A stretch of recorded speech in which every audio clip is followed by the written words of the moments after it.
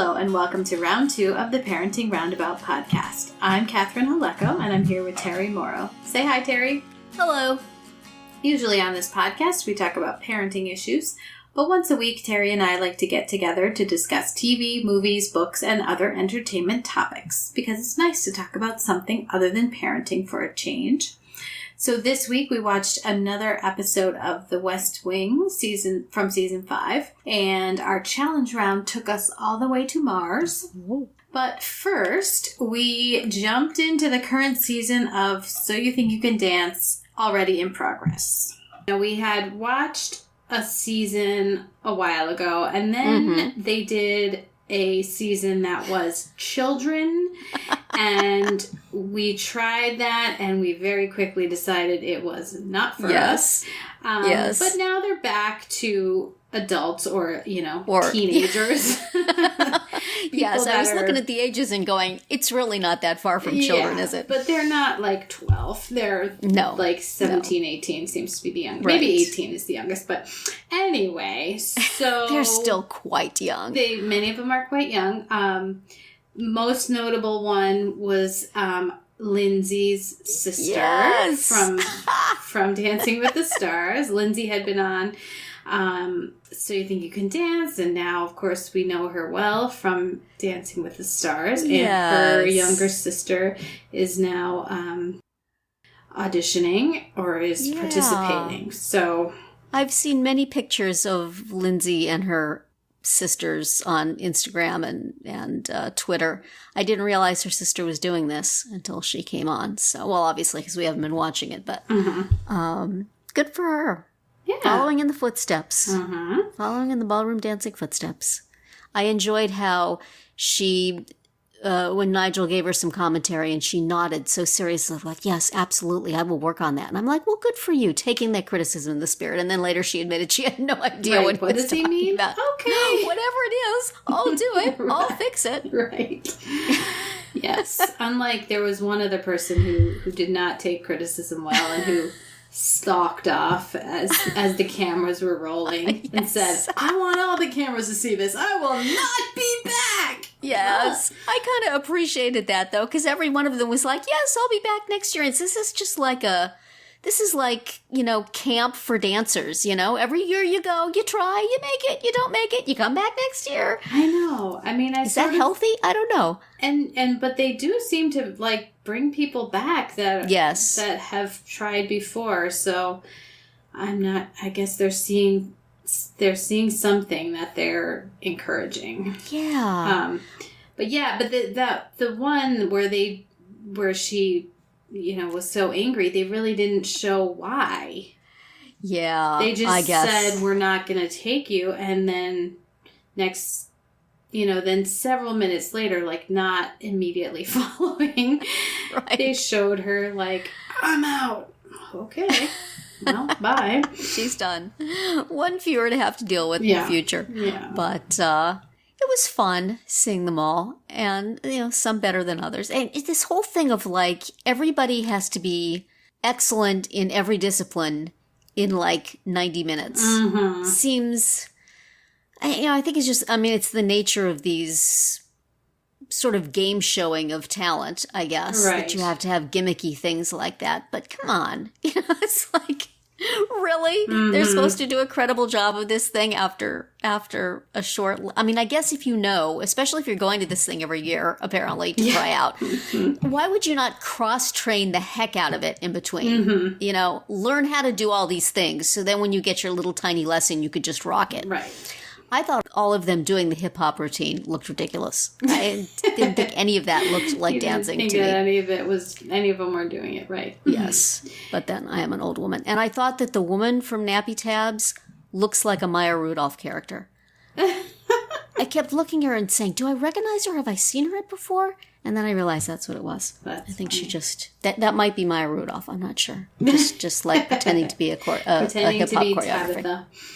That's funny. Yes. Well, when you said about, practicing beforehand, I also, in the past couple of days, I watched a whole bunch of MasterChef. Because there is someone from my hometown who's actually on it. Oh, wow. And she's doing pretty well. But there was a guy, there was a challenge where they had to make banana cream pie. And one of the guys admitted that he had never whipped cream in his life before coming on the show. And he got torn apart by Gordon Ramsay, as you might expect. Like, you as you're going on a cooking show. Practice these things. Come on. This is not some exotic technique or some like specialized skill. He was so mad. He was just like, that is so... And of course, that's the guy who got sent home that day. That is disrespectful of the show. Come on, man. Yeah. But, these kids, they spend their life doing their one kind of dance. If you know you're going to go on the show, and they said that's what this show is all about, is being able to do all sorts of different things, which, was it always that way? Could you never just be excellent at the thing that you did? It was always about learning how to do other things? Well, they always had this, like, choreography round in the sort of audition process. Right. So, but yeah, there may be more emphasis on that than there has been in the past. Because, they always had, like, by the time they get their final 20, they've got the hip-hopper and the ballroom person and the tap dancer and whatever, so... That's true.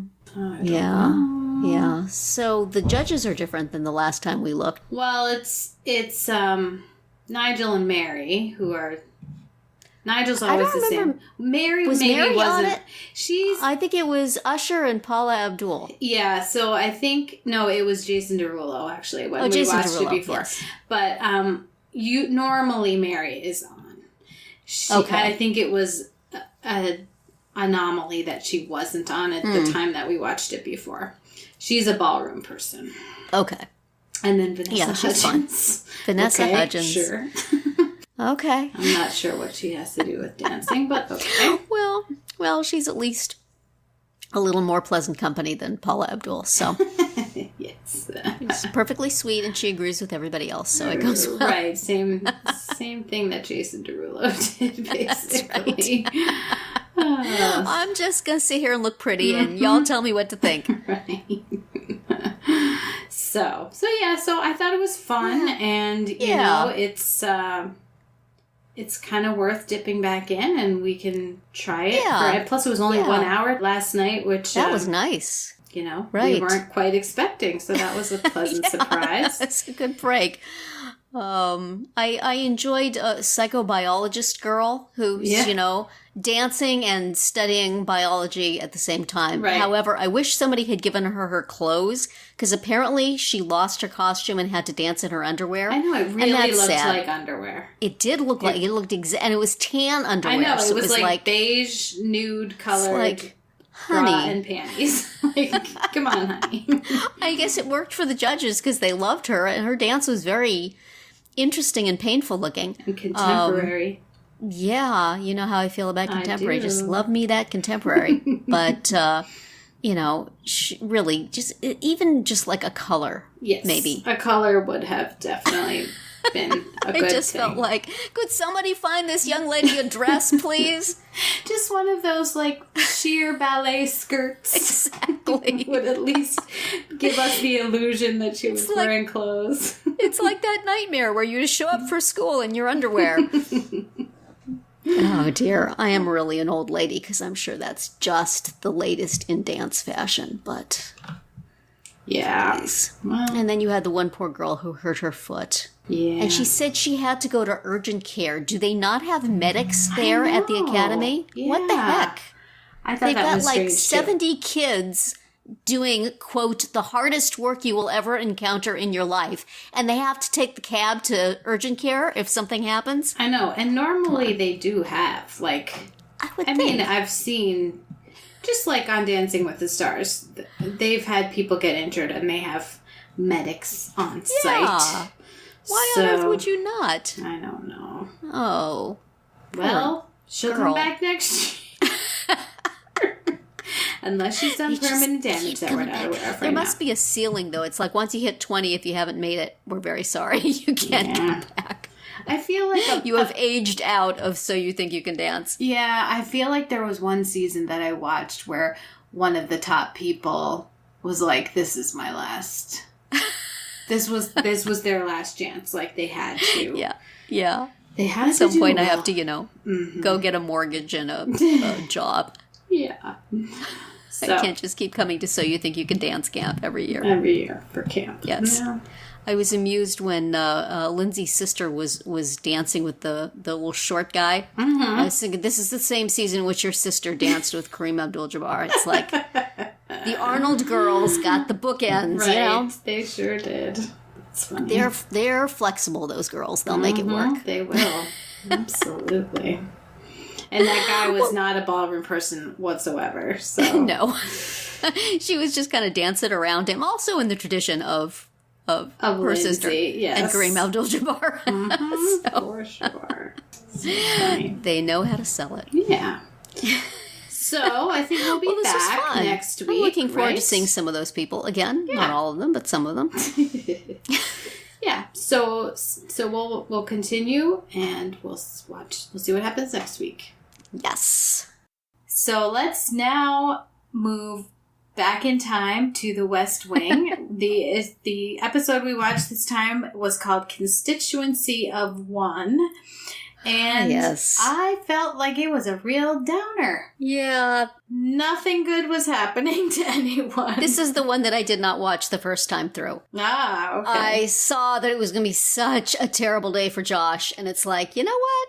I'll check you next week. So I'm pretty sure I never watched this episode, although I might have, when I tuned in at the next episode and Will was working with the vice president, I might have said, what? And wait, what happened? Back and, I don't know if you could go back and look back then. I might have been on YouTube somewhere. Or you just read a recap or something. That might have been it. But I did expect that Josh was going to be lots more puffed up at the beginning because of the article and then taken down. And that actually wasn't the case. I was interested to see that. He sort of, there was such a feeling of foreboding all through the episode. Just all sorts of people being disillusioned and let down and angry and frustrated. And so he was not beating his chest and saying, bring me the finest muffins and bagels in all the land. I am the 101st senator. So that was, if I had known that, I might have watched it because it was not as much of a smackdown.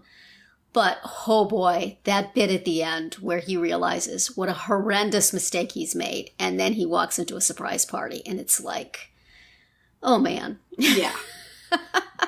Hey, Leo, remember that story about the guy who's down in the hole? keep that in mind, man. This might be a good time to bring that back out. Somehow I don't think that's going to work for Josh this time.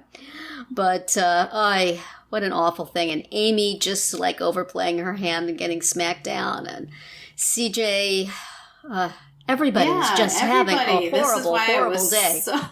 And Will is having such a horrible day that he will go to work at Pingo Bob instead of staying there. And you don't blame him, really. So no, you really don't. Yeah. Wow. So, well, I did make it through it this time. I paused it a couple of times and thought I could just fake it. But I watched it. Do I have good. to? Oh, man. I got to see Tom Skerritt being all weaselly and... So do we think that the fact that Ryan fixed things the last time and didn't tell Josh led for Josh to be the same sort of bombastic this time? Oh, maybe. That's when you were saying the last time that maybe it would make Josh feel that his techniques were right, and I was thinking about this episode and going, yeah, maybe that played a part in the disaster. Maybe if he had known that it wasn't his pushiness that did it, he wouldn't have been pushy this time. Right. But, Skerritt could have made his good argument for it at the beginning and not at the end when it was too late. Yeah. Would have been fine. Right. But I don't know if there's anything he would have said that Josh would have, maybe not. At least in their first encounter. I guess. He was there to, change his vote, and whatever he said wasn't going to matter. Yeah. But yeah, the whole thing was just... the sort of thing that makes one really glad not to be working in politics, because it's just one frustration, disappointment, mistake, horrible, horrible mistake after another. Right. So I'm holding on. I'm holding on for Shutdown with both hands. I'm gripping. That's a good episode. Well, and they had the woman on, now I forgot her first name, Jessica Palmieri. Yeah, right. Who had worked in the Clinton White House, the Obama White House, the Hillary Clinton campaign. And I did think it was interesting that she said, they asked her something like, if this is what it's really like and it's just so, like, demoralizing all the time, would you... are you ready to go back? And she's like, oh yeah, I'm good. She just... Yeah. I guess if that's what you do. Yeah. That's what you do. She just was like, that's kind of the way it is. And she just seemed like she was able to handle the constant... I don't know. It just seems like it would be heartbreaking. Mm-hmm. Even when you go well, you're just one gaffe away from disaster, and then when it's going badly, it just seems to keep going badly. So difficult to deal with. But and I guess it's just such a I don't know. I mean, there's always been throughout the show issues and frustrations and problems and all that, but I don't know. This one just felt particularly unrelenting, and there's usually some comic relief happening somewhere, and I couldn't find it in this one. No, there really wasn't. Needed more Ed and Larry, but they were there, I think, somewhere. Yeah, it was everything that could go wrong went wrong, and just it was fairly relentless. Not a lot of fun. No, and on the podcast, they were like, boy, this was relentless and depressing, and what a good episode. They really didn't seem to mind. No, I enjoyed Josh's story of them calling him in and telling them that they were going to do this with his character, and he's like, I liked the part where you said, I keep working. Right. That's really all I care about. I really don't care. Because some actors might have been concerned that, they're getting away from the center of the story, and how are they going to keep him involved in that case? And he's like, as long as the paycheck don't bounce, I'm good. I'm perfectly happy. But I did like it because it kind of brings back the fact that Will had a reputation before he went into the president's employ, and he had some accomplishments of his own, and that's still recognized as something separate from what he's doing now. Even if, Toby recognizes it, but he doesn't let him know. He just figures, Will, she tells other people, Will's doing well, I'm going to go do this other stuff and leave everything to him. But he doesn't tell him that. And he doesn't ask if he wants that. So, that's an interesting idea to get it away from Sam 2.0, is to give him something completely else to do. Right. So, and I think that the vice president made some good points. And, if you are familiar at all, have heard anything at all about the last season of the series, you may or may not have an idea of how that goes. But still, he makes a good point. I don't know anything. All right. So it's all going to be new to me, like it is to Rishi. Yes. Well, on the podcast. Yeah. But, I don't think it's all that new to him, but I think I think a lot of people know how the series ended who didn't necessarily follow it all the way. But I shall try to not mention things. But anyway, it's, this is his chance to, I mean, if he got a dead guy elected, theoretically he could get Bingo Bob. Yeah. As it was mentioned at the time, it's a lot easier to get. Once the guy's dead, it becomes a symbolic campaign, and everybody knows that it's going to be revoted. So they can make this protest vote. Whereas if it's an actual guy that you're actually going to see in office, that's completely different. But it's something that Will would want to do, as opposed to just, type up the message of the day. Right. Color code the message calendar. Yeah, did that sound awful? I feel like I've been in that job before. It's like, flee, everybody, flee. Right. the secretary, whoever it was who was asking, well, do you want it flush right or flush left? Right. And how do you want these? Make it look like a calendar. Like my old boss who used to write in the margins of copy, fix. Yeah. Please fix. I'm like, okay, I'll fix it. Yeah. Whatever you say.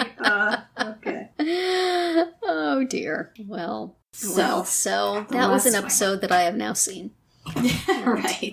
We both have, and now we can move on. And I don't hold out too much fun for the next 2 episodes, but hold on. Shutdown's coming. It's getting closer.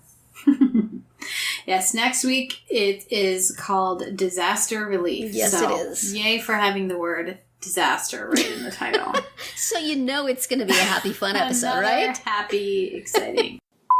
We interrupt this podcast to remind you to please consider the free Radio Public app for all your Parenting Roundabout listening needs. If you listen to our podcast on the app, we'll get paid a little for each listen and more if you listen a lot. It's a great way to financially support our podcast without having to actually spend, money. Now, back to the episode. Well, maybe we should move on to our challenge round, which seems like it should... The premise of which seems terribly ominous and depressing. This situation makes the White House look like a picnic on their worst day. At least you can leave the building and go home. Right, and not be immediately frozen into exactly. popsicle like you would be on Mars, which is where the movie The Martian takes place. And that was our challenge round. Yeah. Now, you had seen it once before, but you watched it again to talk about it, right? I did. Yes. So, as we mentioned last week, my husband had taped this and said, do you want to watch it? And I said, yes, let me talk to Catherine. We'll make it a challenge road, so I'll be killing 2 birds with one stone. Uh-huh. So we sit down to watch it. And we're watching along, and it's the whole, it just starts off, bang. There's the storm, there's this disaster, this thing flies through the air and impales him. They have to leave him behind. They leave, he wakes up, he pulls this piece of metal out of himself, he staggers back to the place, he, performs painful-looking surgery on himself, he staples himself up, he, wraps himself up with something. With a lot of Lamaze breathing. Yes, and then he sits down and he takes in the incredible disaster that he finds himself in, and he says, fudge.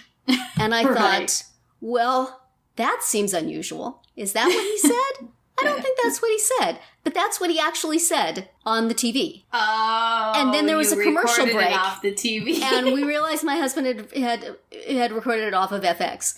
I'm like, that seems underwhelming. Are we in the good place? Right? So you could have said, motherfucking shirt balls. So, because I had read the book, and from the beginning, I was expecting him to get to that place at the beginning of the book where he uses a different word that starts with F. Yes. And he said, fudge. So that not only did they edit it for TV, but they had him say fudge, which... Surely there must be a better word you can say on television than fudge. It's like, fudge is when you stub your toe in the middle of the night, a dark night on the space station. It's not, well, I've been left behind and I'm going to die slowly on a hostile planet of starvation. If I don't, bleed to death through this wound, I have just stapled myself. Anyway, so that was funny. And then from then on, we had commercial breaks from time to time. It's like, so I did some research about the use of that edited out word in this movie.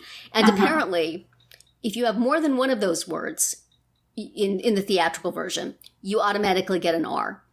But this has 2. And so people were wondering, how could it have 2 and still be, I guess, a PG-13? Apparently, the ratings board is allowed to decide that in a particular case, that word seems to be appropriate for the circumstances. Yeah.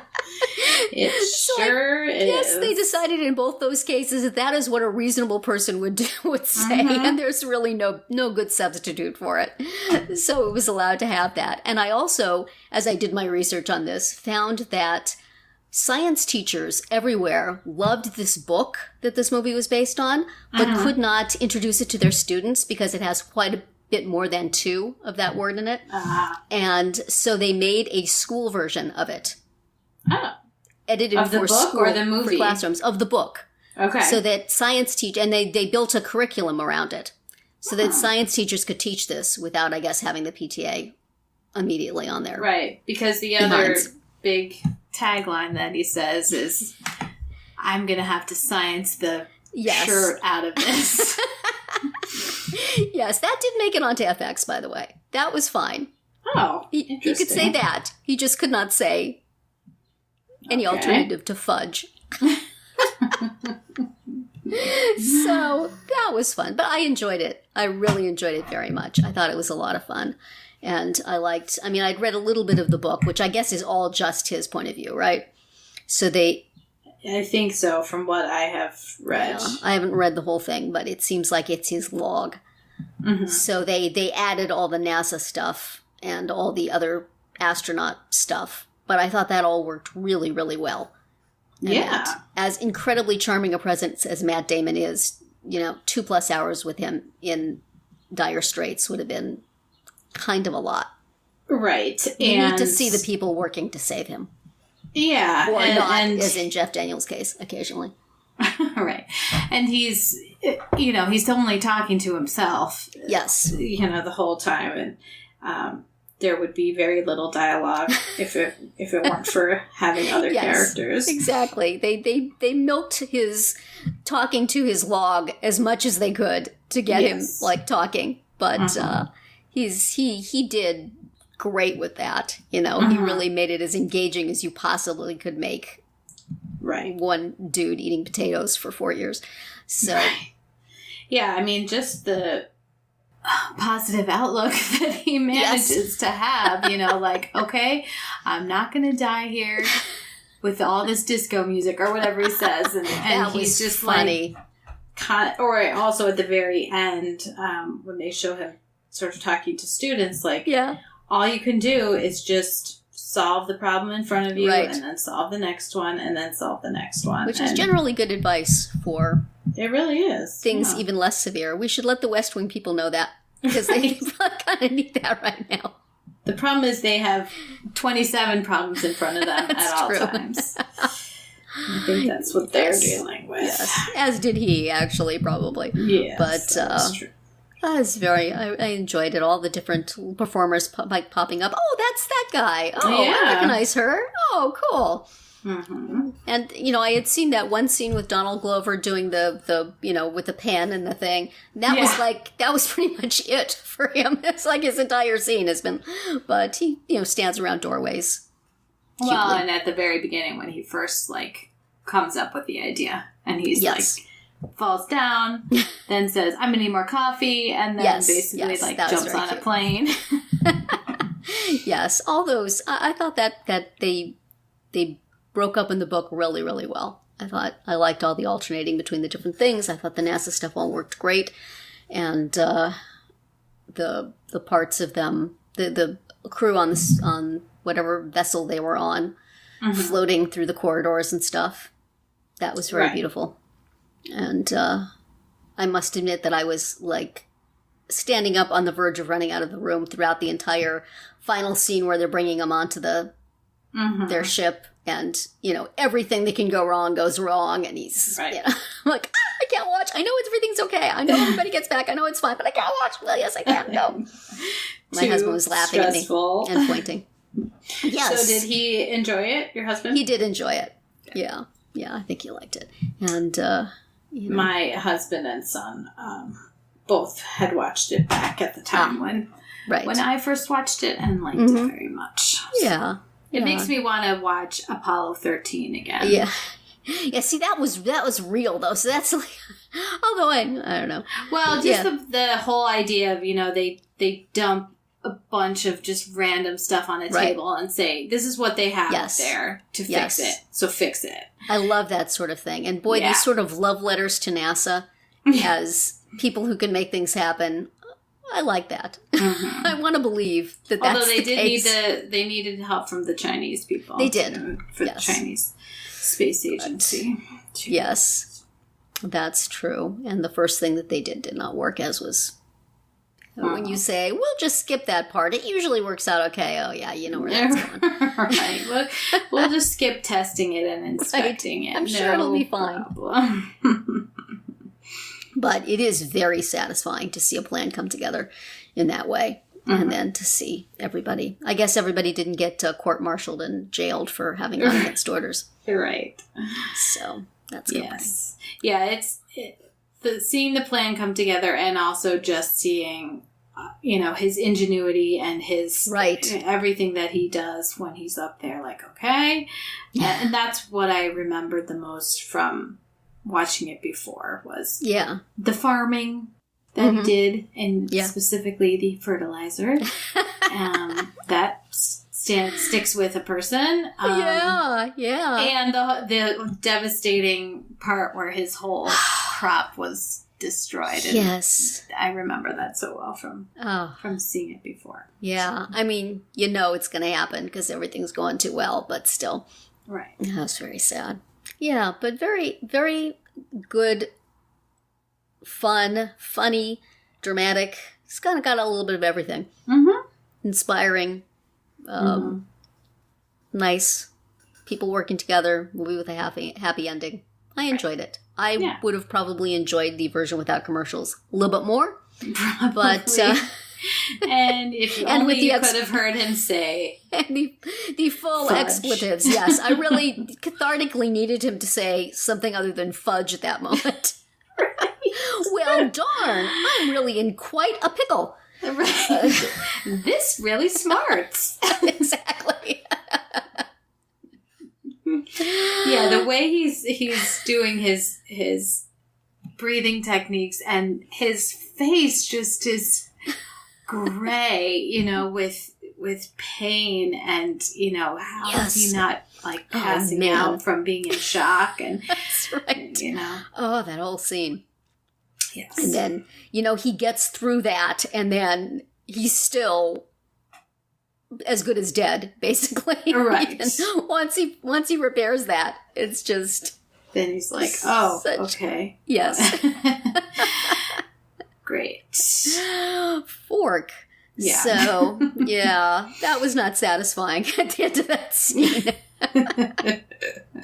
So I'm looking at my husband, what? And then the commercial came on. So I said, I bet he didn't really say that. But I have to say, it was not easy. I almost had to go to the old-fashioned video store to get this because it's not on Netflix. It's not available on our cable on demand in any, for free or not free.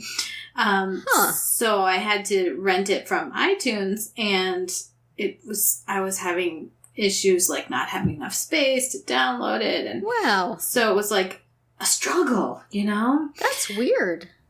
So because it's not that old. I know. I don't know why. I guess you have to go find a school near you. Really well liked, I mean, so I don't know what the issue is. So what I'm saying is having to see it with commercials is almost your only option for some We did reason. fast forward through them. I should have gone to the library, but it was closed. So anyway, yep. I'm not as creative at problem solving, obviously, as our friend he Mark. Can survive on Mars, and you can't even find. I can't even figure out how to find this movie to watch. Silly. So yes. Anyway, I'm glad I finally acquired it and rewatched it, and now I'm glad you enjoyed it too. Redoubling my determination to read the book, but not the school version. The version with the words, with grown-up words in it. With the grown-up words. Good. Good. Well, so that was this week's challenge, and what do you have for me for next time? Well, for next week's challenge, we come way back down to earth with another USA TV series. I think this is the last of the ones that I watched with any regularity, so we'll just complete the set while we're here. And so we will watch the pilot of Royal Pains, which is we've had the spy one, the police one, or the FBI one. We've had the fake psychic detective one. We've had the lawyers one, and this is the medical one. So it will, at the beginning, beginning of the pilot, if I recall correctly, seem very similar to any number of medical shows, but then it takes a turn. So this is a longer, as with Burn Notice, a longer than usual episode. But the show does have quite a lot of setup, and I haven't watched it in so long that I wasn't sure about just picking an episode out from the run. So we might as well keep with the pilots. That's easy to do. So we watched the pilot of Royal Pains, which happily is on Netflix, along with the whole series. So if you enjoy it, you can keep watching it for free, unlike Burn Notice. Boo-hoo. So that is your challenge for next week and everybody's. Okay. So I'll look forward to that, and we will also keep up with So You Think You Can Dance, and as we mentioned, it is disaster relief on the West Wing. Happy fun times at the White House. So that's going to be it for our Round 2 today. Please subscribe to our Parenting Roundabout podcast so you won't miss any of our episodes, including our daily speed rounds and weekly group chats.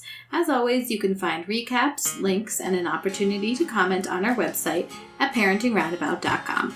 Goodbye, Terri. Bye, Catherine. Goodbye, everyone.